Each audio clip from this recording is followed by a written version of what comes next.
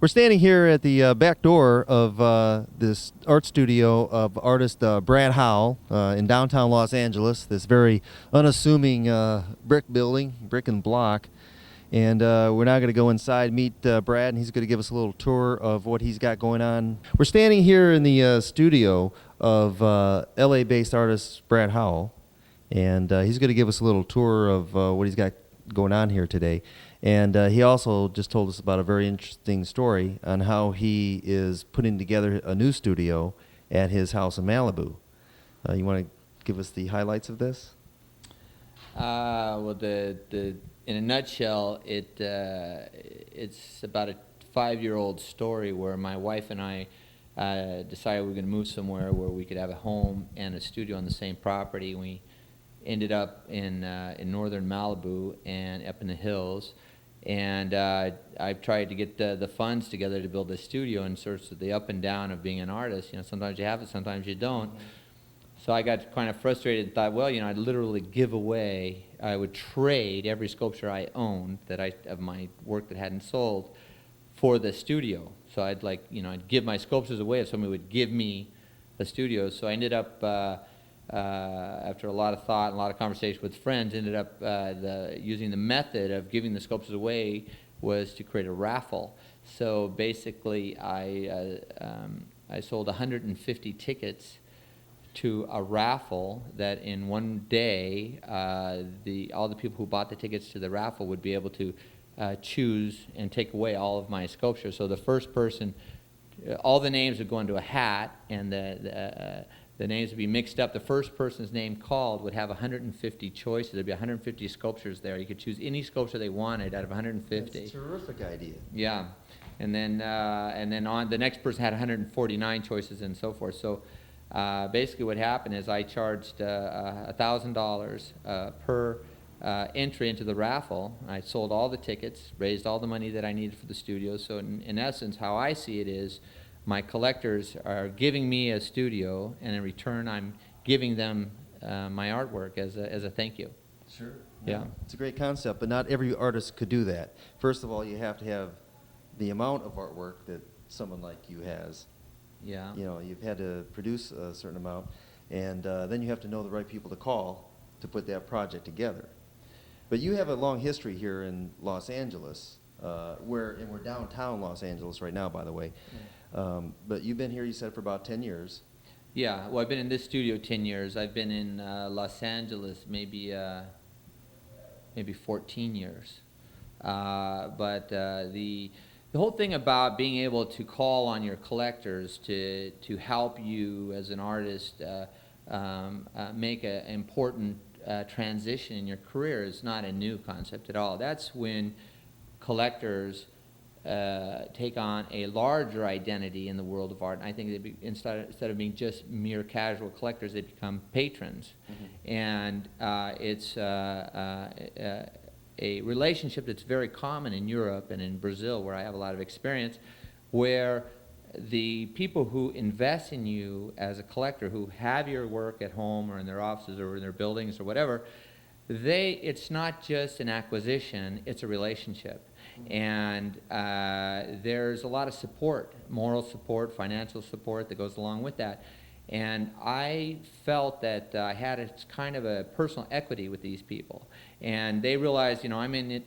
It's a life commitment, and I'm working as hard as I possibly can, and that I need to go to the next step, and I need their help to get there.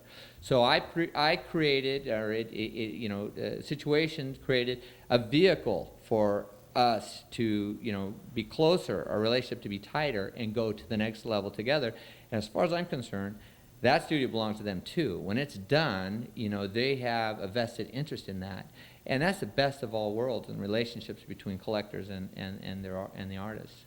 Now, can they come over and visit you on the weekends and spend the night in their studio? Hey man, if they're willing to grind on some metal, they can. I'll feed them and I'll let them sleep there. Well, there you go. I think that's a great concept. Well, why don't you tell us about this piece since we're standing here, and then give us a little tour of some of the things going on in your studio today. Yeah, this is. Wait a minute. Okay, it's real wood floor. This is a small constructivist sculpture that I made for a collector of mine that was based on some drawings that he saw that we were discussing, and I decided to make a little kind of a stainless steel table type pedestal that supported the piece. So it's actually the pedestal and the sculpture work together as one statement. And this is kind of typical of earlier work of mine, where I use bright colors here, the primary colors, and kind of simple constructivist forms. It's something that he saw earlier work of mine and asked me if I wouldn't be willing to make a new piece based on that work. Now you say earlier, what year? Probably like 92, 93, okay. 94. You know, this is we're 2002 today, so. Yeah, okay. We're not supposed to date that. Hold on. Okay. This might not get shown for another year or two. Okay, no problem. No, but that's all right. It's quite all right. All right. Well, why don't you give us a tour on some of your other rooms here, because we saw a lot of other. This room right here is there's I don't know, there's like 10 rooms in the studio, and they've all got multiple uses. So this room right now is still showing some of the residue of our raffle experience, because there was so much work stored in here. Now most of it's gone, and it's also a very, very good room for photography. And as you know, in art, everything you make needs to be documented, well photographed. It can be hugely expensive to hire a photographer each and every time. So I got myself a digital camera. I bring it in here, wait for the sun to be right, and take a couple shots, and I've got the piece well photographed. So you consider this your photography room? Right now, for now, yeah, it's the photo room. All right, now, what are you going to do once you're in Malibu? Do you have another photography room set up, or photo room? No, I don't. I haven't thought that far along. Who knows? I'll be taking it outside and putting the sculpture in front of cactus or something. I have no idea. Here, let's give us a tour through here. Okay. And okay, Brad. Now you use this room for your crating and shipping room, or? Yeah, this is really kind of it's one of the larger rooms in the studio, and it's kind of a large storage room for us. It's sort of away from the more productive part of the studio, and what you see in here right now are a bunch of crates. It's really low on crates. Typically, this thing's stacked to the ceiling with crates, because when you're dealing with sculpture, you have to protect them during transportation. You put them in a wood box. The sculptures get shipped away. They come back. Hopefully your crate's not destroyed. If you ship them to Miami, they might leave them outside for 6 months, and then when you get your crate back, you can't believe the condition that they're in. But you recycle crates. You got to store them. So this is where we store them. And around here now you see a few crates. These are all filled with sculptures. These are all going to Mexico City. They're going to be picked up. There's about like 25 crates going to Mexico City next week. So we try to make beautiful crates. So now, that's an exhibit you have going on in Mexico? No. This is all, again, relates back to my barn raising. That's what I called the raffle to generate the money to build my studio. We had 25 raffle entries sold to collectors in Mexico City. It wasn't 25 collectors. I think there was something like 11 collectors. So there's 25. They bought 25 tickets among 11 collectors. Oh, I see. Yeah. Yeah. All right. Well, that works out great. Yeah. Now, is this also one of the pieces that was in part of that? No, this one I don't own anymore. If I had owned it, it probably would have gone into the raffle. But this is a sculpture is actually laying on its side. This belongs to a collector of mine who bought it maybe a year ago. He's waiting for his home to be completed. That he's building an incredible home out in the hills in a citrus grove.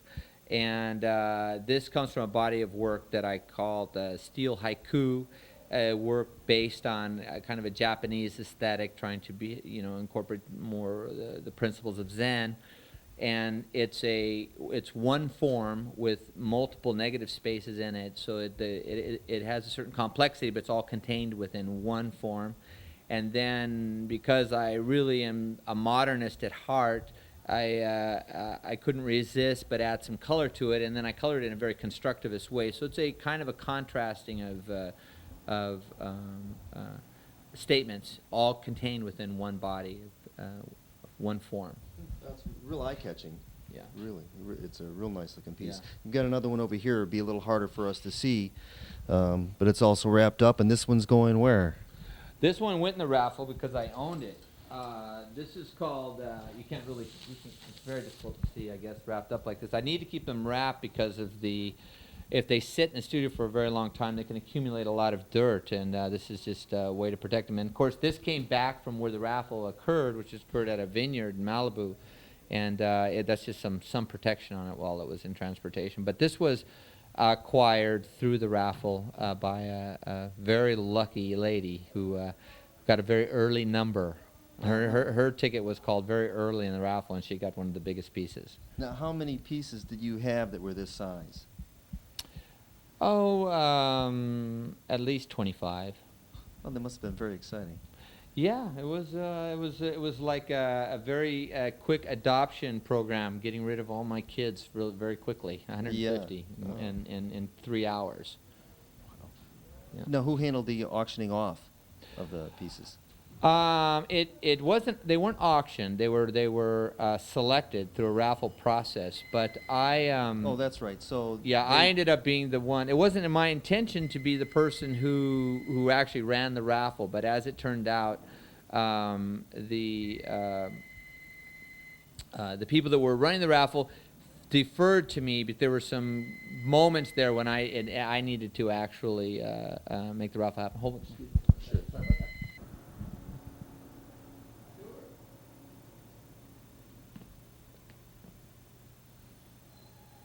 Okay, we're standing here now in front of one of your works titled Neutrino Garden. Neutrino Garden. That's Yeah. quick. Really? Yeah. Neutrino Garden. Yeah. The idea here is based on I saw an illustration of a Stephen Hawking's. It was a film, or it was a program about brief history in time. You know, it's a very famous recent book by the physicist Stephen Hawking. At any rate, they showed an illustration of these subatomic particles. Somebody just created this illustration that showed these cylinders looked like they were bouncing off the surface of a table, and it was such a fabulous image for my mind. I couldn't get it out of my brain, so I always wanted to just create a sculpture that felt like cylinders initially bouncing off of a surface. Now I want them sort of tumble in front of a surface. And neutrinos are these subatomic particles that are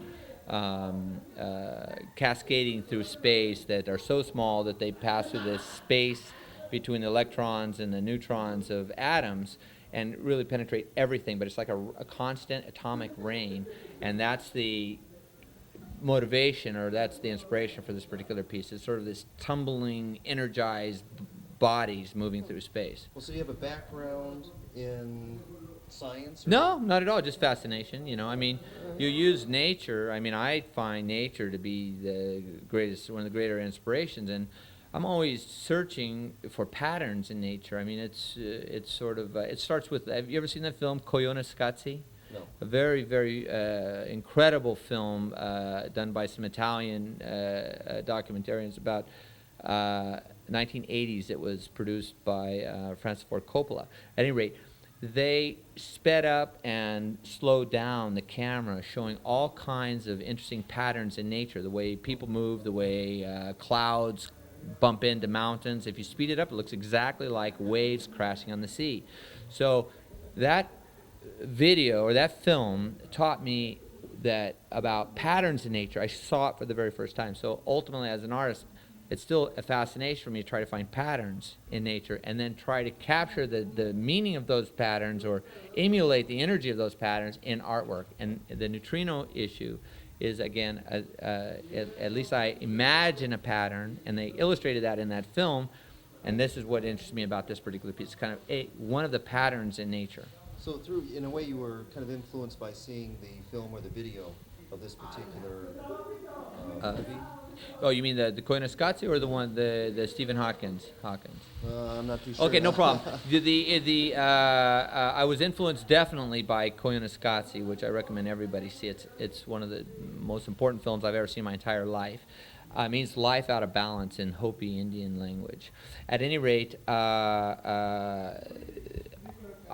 if you see, for example, this stainless steel could have been polished, but it's not polished. It's grained, because the graining for me makes it feel more like it has the patterns of wood, or maybe the patterns of the sea, or maybe the patterns of sand when you see sand blowing, or anything that you see motion. So by putting the grain into the stainless, I created motion, at least in my mind. And then on top of that, you have these cylinders that are in all these different angles in relation to each other and to the surface. So they represent a tumbling action. So a lot of symbolic. Yeah, exactly. And a lot of attention paid to the feeling of motion. Because, I started my artwork as a kinetic artist, inspired by Alexander Calder. And one of the greatest inspiration of his works, not just that all the work was balanced, but that it moved. And I think that the kinetic properties invested into sculpture bring in the feeling of time, the passing of time. And that, I want the sculptures to dance. I want the sculptures to be alive. Whether they feel like they've momentarily frozen themselves in a certain position that they are in at that particular second, as soon as you close your eyes, they continue to dance. So that's at least the intention. My intention as a sculptor is to invest the pieces with the feeling of motion. I'd say you accomplished it on that one. Yeah. Clearly. Well, what else you got to show us today? Well, the rest of the studio is like any producing studio. It's a mixture of so many different energies happening at the same time. We have a lot of work that's stored, ready to be shipped. Some things are still leaving from the raffle. New pieces are being built. We've got pieces that are wrapped, waiting to be delivered. My assistants are over there at a table having lunch. And then beyond that is really sort of the production side of the studio, where the cutting of the metal, the welding of the metal, the grinding and the painting all occurs. Mm-hmm. Well, it looks like you're very busy. Yeah, fortunately we are. Fortunately, we have a lot of projects. There's not much open space in your. Well, actually, this here. is about as open as I've seen it in the last 5 years. This is barren. Now, is your new studio in Malibu going to be larger than? What you No, have it's there? going to be a third the size. The only difference is here, I feel like we're very much birds in a bird cage. We're on the third floor. I have no idea if it's sunny or windy or what's happening outside, and everything happens within this particular space. In Malibu, we're going to have a very open studio with awnings and things coming off. So whereas the actual space within the building is only 2,000 square feet. This is a 6,000 square foot studio. 2,000 in the new studio, we're going to have 25,000 square feet of workspace outside. So it's not going to be, no one's going to feel claustrophobic there. Well, and kind of nice for the guys doing grinding and things that are helping you to be perhaps outside instead of. Well, yeah, yes and no. You don't grind outside because you want to collect all of the dust from your grindings and dispose them properly. You don't. Oh, see, I wouldn't have thought of that. You don't release all that into the environment because you're talking about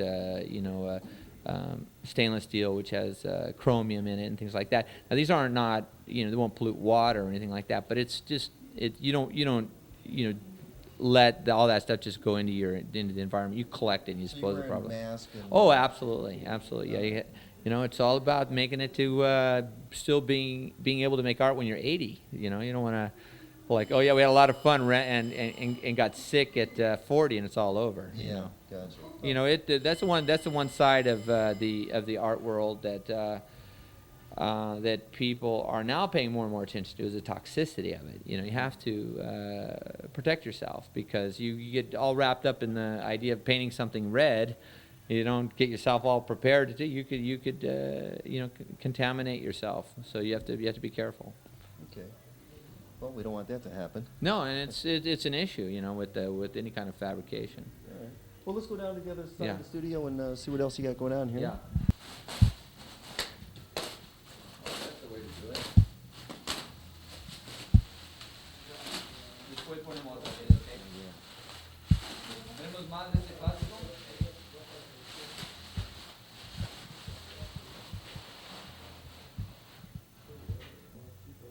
What question was that again?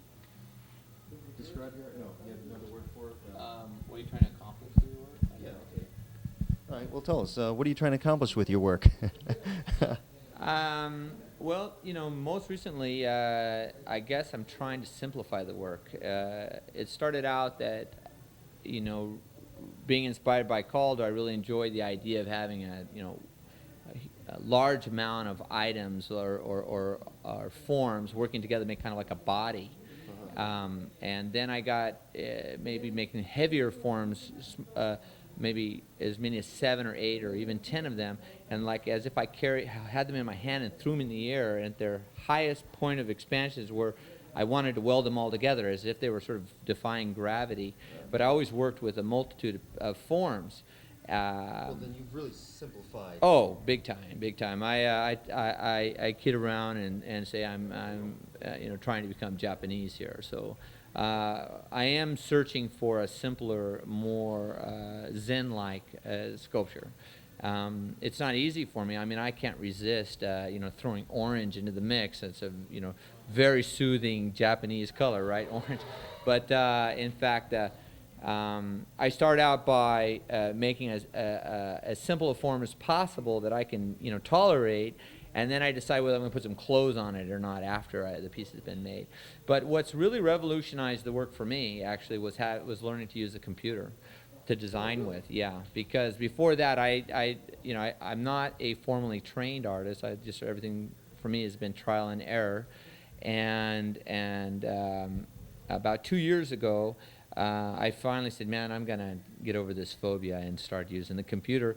And I started playing around with the drawing programs like Adobe Illustrator and Photoshop, and started to doodle within those design programs and kind of develop a new language from the experience of drawing on the computer.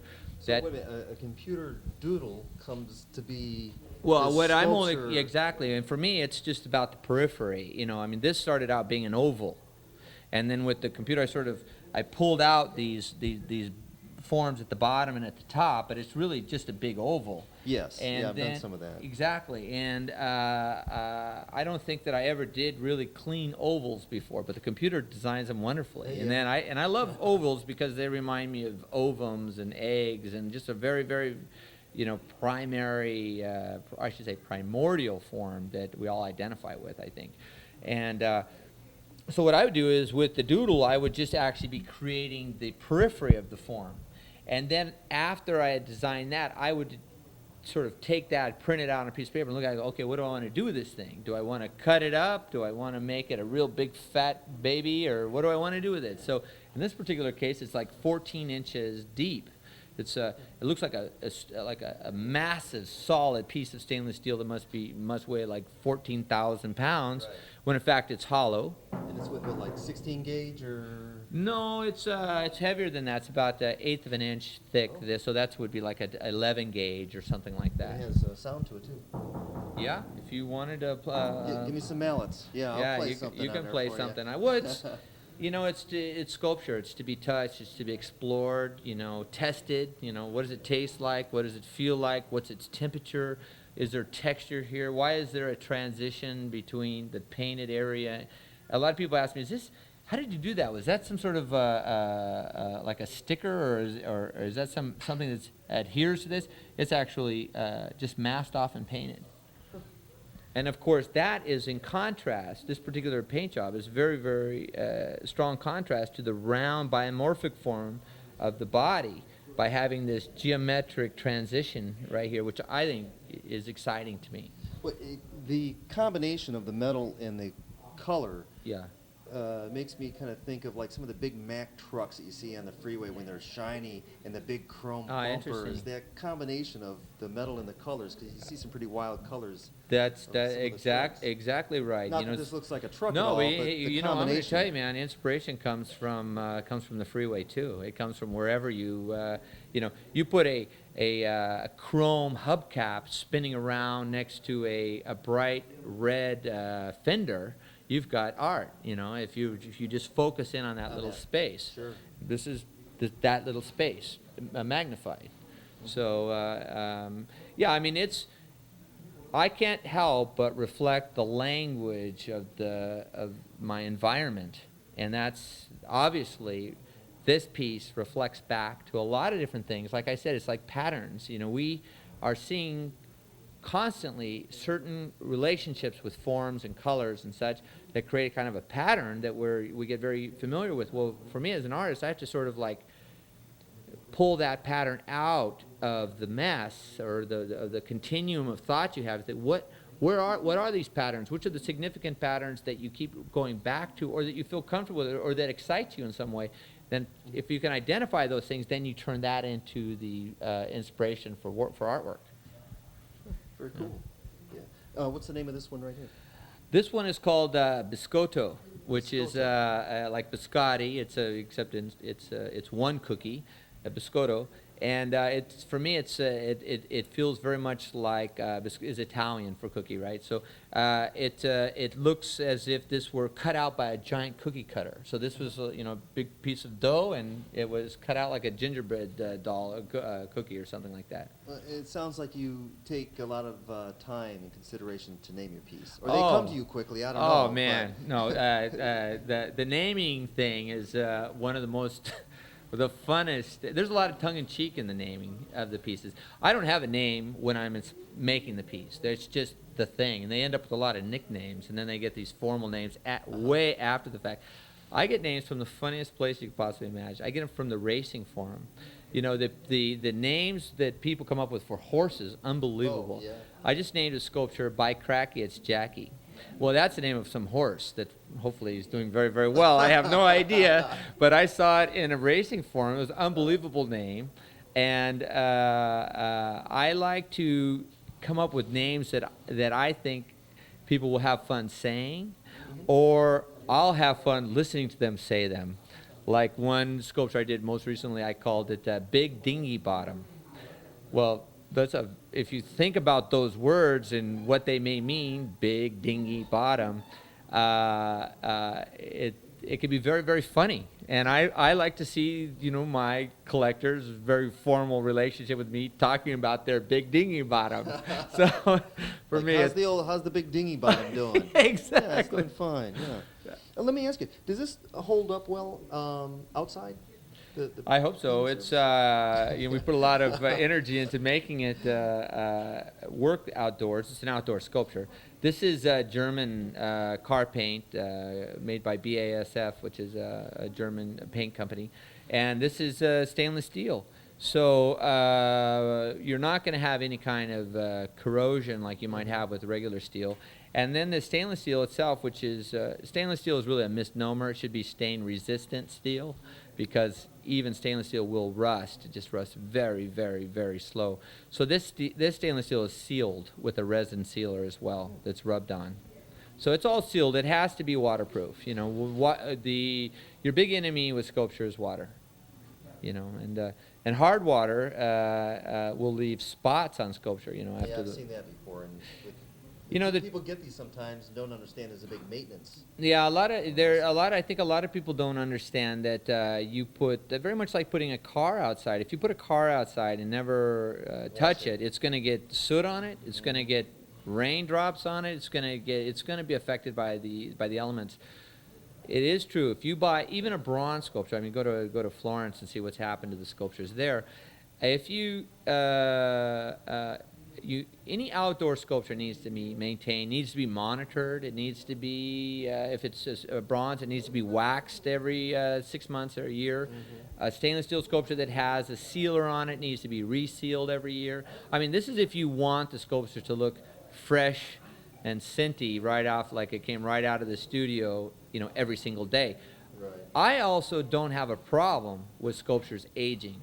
If you find a sculpture that was made in the 20s and it looks too minty fresh, you're gonna distrust that. Where's the age in that piece? Like wine, sculptures acquire something with age. So I think that's part of it too. So you fight it a little bit, but you let it do it. You let it get old because it's meant to. Well, hopefully it'll last for a long time and look. Well, I'm on the 500-year plan, so these are built for 500 years. Really? Yeah.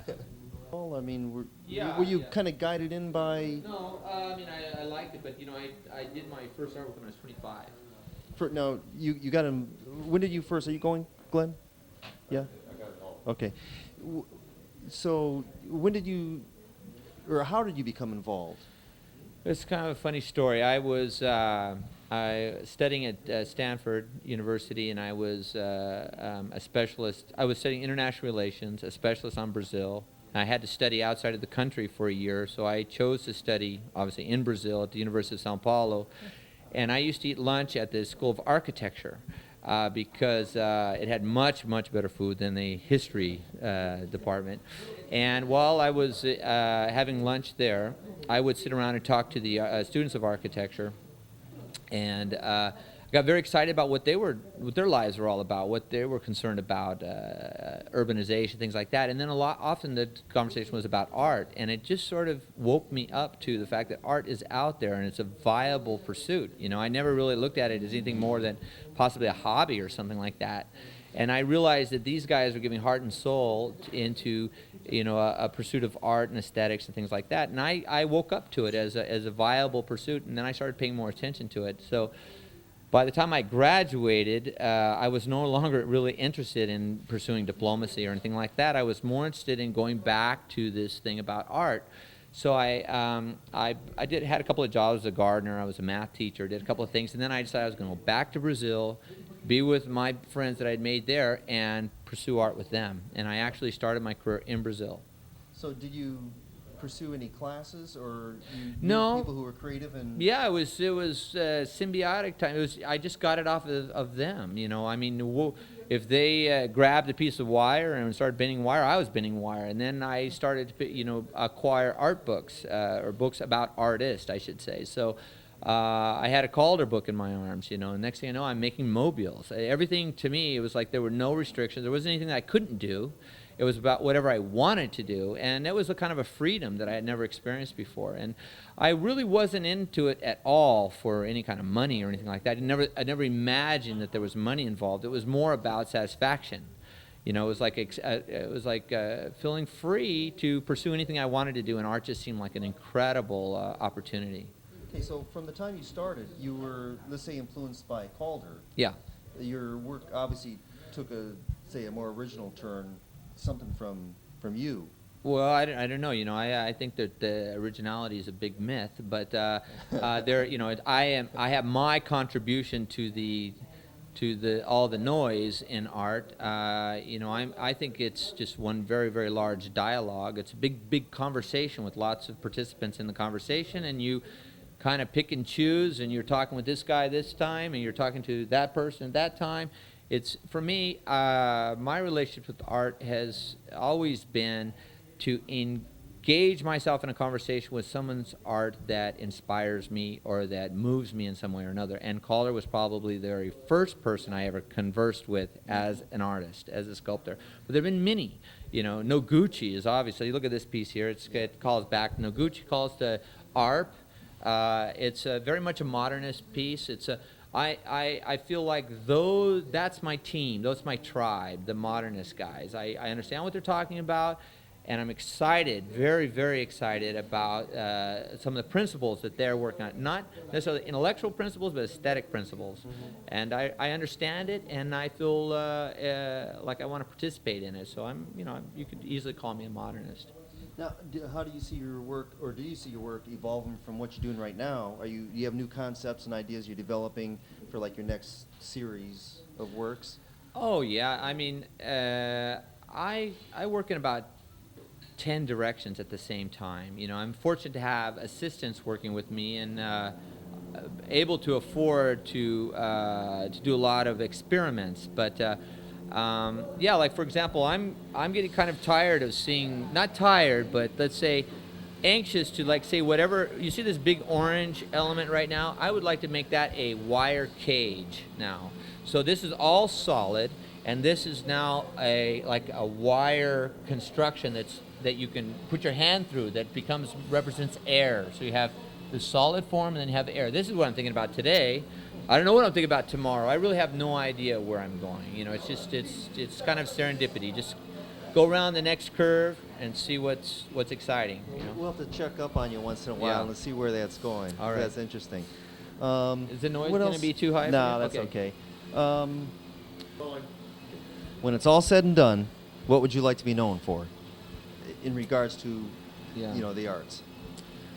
I guess when it's all said and done, I would like to be known as an inclusive artist versus an exclusive artist. It's very important to me to demystify the whole art thing. I want to be a player, a major player in the art world, but I don't buy into an elitist attitude in the art world. And I can't really understand how society defers to the artist. Very much like, instead of going out and playing a game of basketball, we prefer to pay the major basketball stars hundreds of millions of dollars to play the basketball for us. In a very strange way, I'm sort of playing artist for the rest of you guys and the rest of us, and I say it's a peculiar situation. I don't agree with it at all. I think art is much, much more accessible, and I think we need it as individuals to experience art as much as we need to get out and go for long walks for our body, our cardiovascular thing to keep machine to keep working. For our spiritual machine, I think that we need to produce art as well. So I guess slowly but surely, I think that I would like to be known as someone who demystified it and encouraged other people who might not consider themselves artists, to jump in, have fun, and not be worried about being judged, whether it's great or not great. It's not about the object, it's about the process.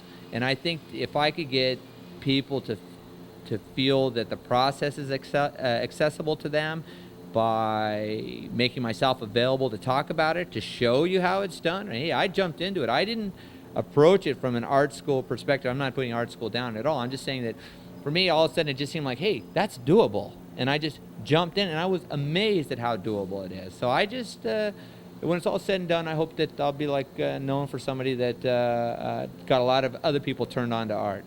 Well, I think you're doing that. Yeah. And the more people like us, talk to you and try to get the word out there. Sure. But you got some real strong visuals, some Yeah. real interesting work going on. The other side of it is I want the art to be uplifting. So I have said before that I feel that I'm sort of the antidote to the doom and gloom art that might be out there. I think that joy is a fabulous emotion to capture with art.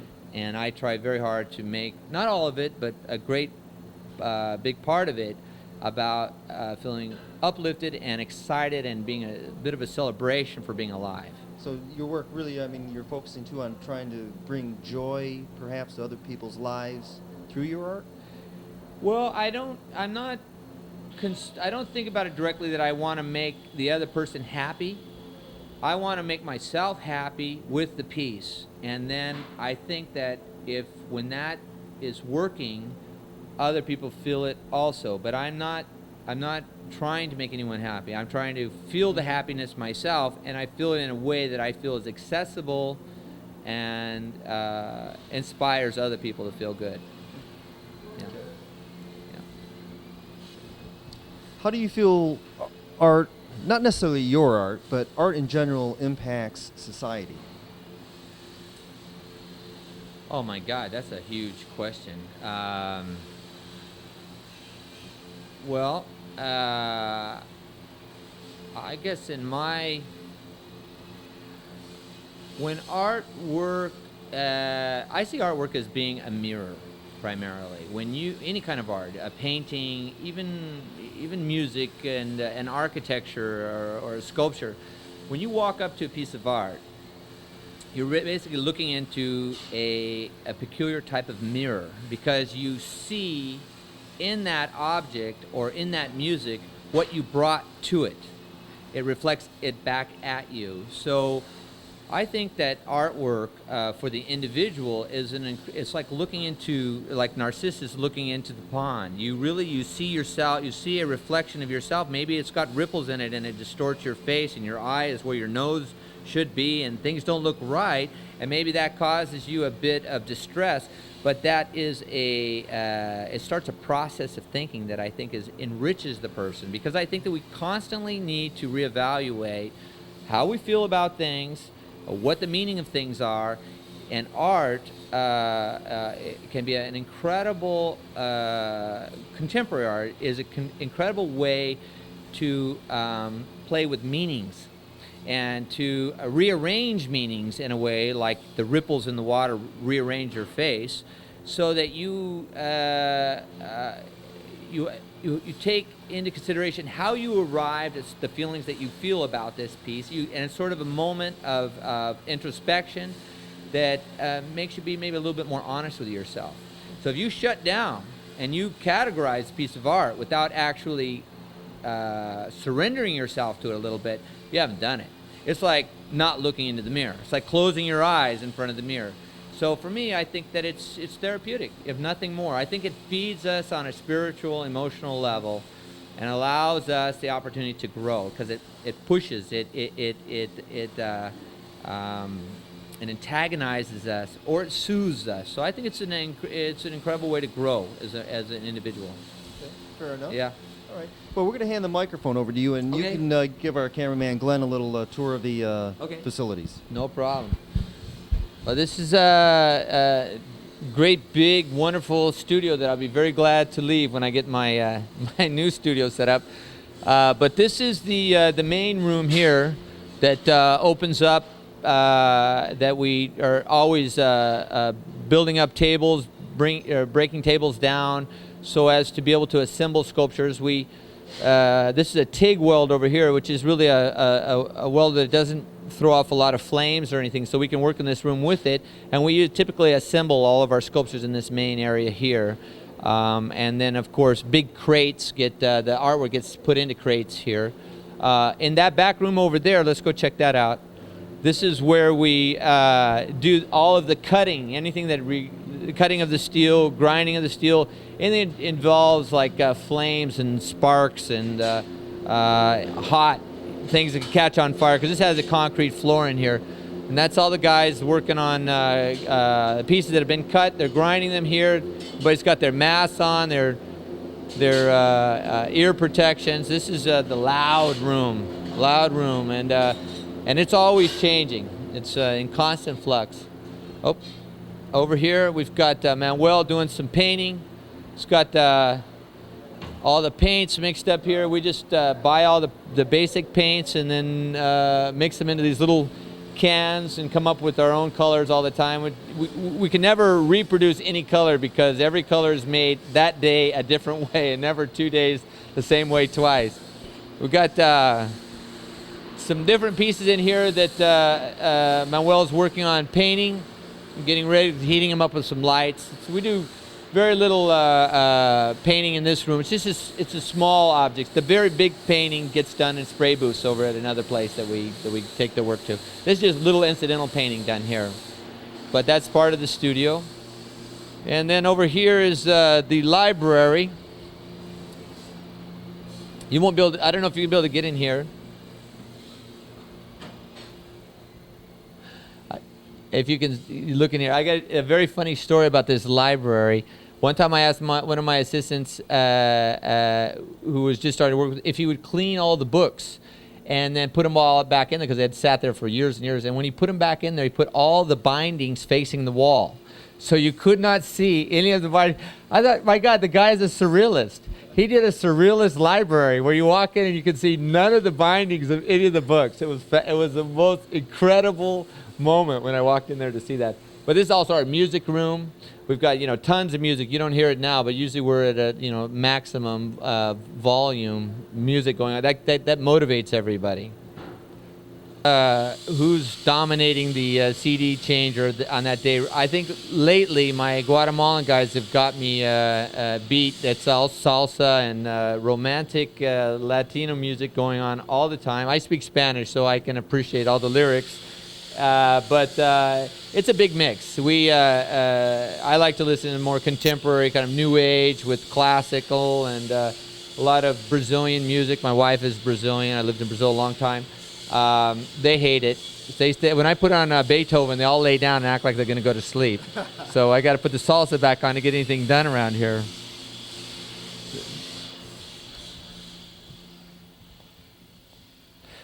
It's a highly organized office. Everything is in its place.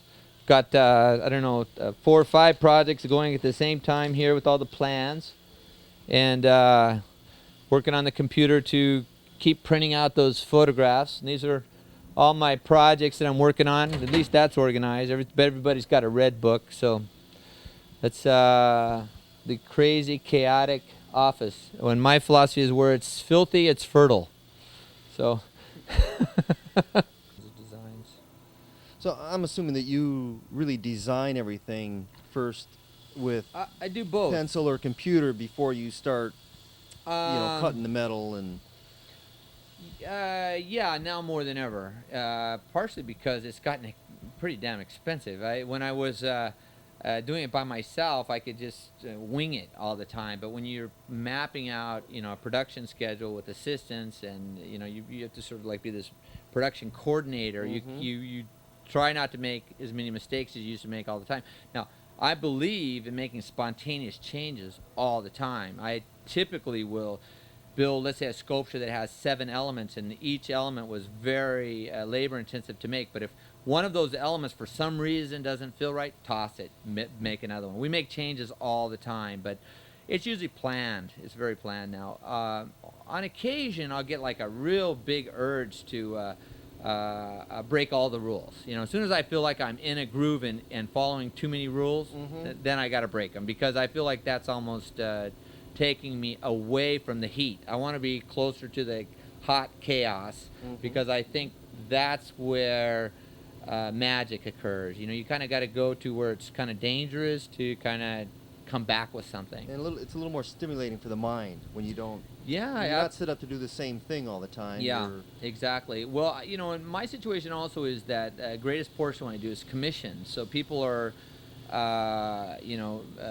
entering into a contract with me to produce something that they want to see a explicit drawing of. They want to know what they're buying before they start throwing the money around. So you're pretty much everything is pretty much predetermined before you cut the first piece of metal, unless you have the very rare situation where people will allow you to experiment or just surprise them. Very rare, but it does happen. So when you're in a commissioning process, you pretty much have to figure it all out on paper. So that's forced me to be more competent with drawing and with presentations, but that's not how I was in the very beginning. Yeah. Well, live and learn. Absolutely. Kind of thing, right? Make much better presentations. Would you be interested in perhaps we'll invite you to the live show wherever it's at. Okay. Would you be interested in being a guest? Sure, I have no problem. Okay, because we have a couple subject matters to be kind of fun, and you kind of hit on a little bit with sports and arts. Yeah. Because society's leisure money is now shifting toward the arts and a whole variety of other in the art world, and a lot of artists aren't even aware of it. Yeah, I don't know what you're talking about. Yeah, exactly. there's a book called Megatrends 2000. John Nesbitt and Patricia Auberdine. The railroad and not as transportation. Yeah, it's a great book. Oh my God, unbelievable! If you say that the we're trying to get him as a guest. He's in Europe. He's making Oh my big God, in Europe right now, but he'll be a great guest now, man. Oh. Because I don't, because what are you talking about? I go, they're in the business of collecting art, or collecting artists. I'm in the business